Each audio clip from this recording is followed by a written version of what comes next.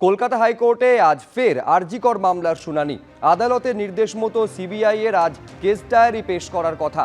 নতুন করে তদন্ত চেয়ে সুপ্রিম কোর্টে আবেদন করেছিলেন অভয়ার মা বাবা।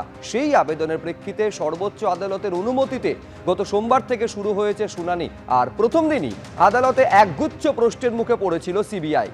অভয়াকে কি গণধর্ষণ করা হয়েছিল? যদি তাই হয় তাহলে বাকি সন্দেহভাজন কারা? প্রশ্ন তুলেছিলেন বিচারপতি তীর্থঙ্কর ঘোষ। হাসপাতালে জাল ওষুধ দুর্নীতির প্রতিবাদ করাতেই তার মেয়েকে প্রাতিষ্ঠানিকভাবে খুন করা হয়েছে। ওই দিনই আরজিকর কাণ্ড নিয়ে বিস্ফোরক দাবি করেছিলেন নিহত চিকিৎসকের মা।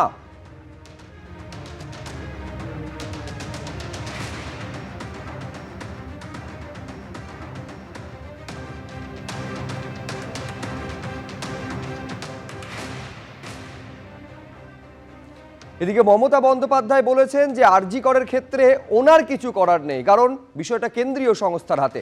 কিন্তু সেটা সত্যি নয়, কারণ প্রথম দিকে হাইকোর্ট মন্তব্য করেছিল পুলিশ এবং প্রশাসন নির্যাতিতার পক্ষে ছিল না, তাই সিবিআই তদন্তের নির্দেশ দেওয়া হয়েছিল। মন্তব্য চিকিৎসক উৎপল বন্দ্যোপাধ্যায়। উনি বলেছেন যে এক্ষেত্রে ওনার আর কিছু করার নেই, সবটাই কেন্দ্রীয় সংস্থার হাতে। কিন্তু আপনারা দেখেছেন যে এই যে কথাটা উনি বললেন, এটা একেবারেই সত্য থেকে বহু দূরে।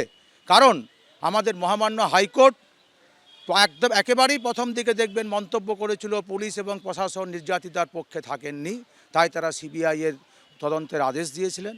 এবং পরবর্তীকালে সঞ্জয় রায়ের সাজা ঘোষণার সময় মাননীয় বিচারক শিয়ালদা আদালতে তিনি বলেছেন, যিনি বারবার হচ্ছে যে পুলিশ এবং প্রশাসন তাদের ভূমিকা নিয়ে প্রশ্ন করেছেন, তদন্ত যে ঠিকঠাকভাবে করা হয়নি সেই প্রশ্নটা আমরা সেখানে সেই অর্ডারের যে কপি সেখানে আমরা তার ছত্রে ছত্রে আমরা পেয়েছি।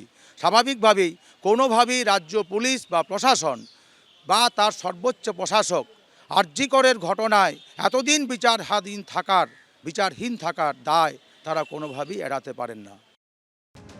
আরজিকর নিয়ে বাম অতিবামেরা রাস্তায় নেমেছে। সুপ্রিম কোর্টের নজরদারিতে তদন্ত করছে সিবিআই। অক্সফোর্ডে প্রশ্ন কেন? কেন তাদেরকে প্রশ্ন নয়? মন্তব্য তৃণমূল নেতা অরূপ চক্রবর্তী। আরজিকর নিয়ে নতুন করে রাস্তায় এই বাম অতিবামের দল জলঘোলা করা শুরু করেছে। প্রশ্নটা হচ্ছে, যখন মমতা ব্যানার্জি অক্সফোর্ডে গিয়ে বক্তৃতা করছেন তখন এদের আরজিকরের কথা মনে পড়ছে। আর কোন আরজিকর? এই আরজিকর তদন্ত করছে সেন্ট্রাল গভর্নমেন্টের সংস্থা সিবিআই, যেটা মনিটরড বাই সুপ্রিম কোর্ট। যদি কিছু বলার থাকতো তাহলে সিবিআই দপ্তরে গিয়ে তারা কথাগুলো বলছেন না কেন? যদি কিছু বলার থাকতো সুপ্রিম কোর্টে গিয়ে বলছেন না কেন? সেখান থেকে কেন বিকাশ রঞ্জন ভট্টাচার্যকে সরিয়ে দিলেন?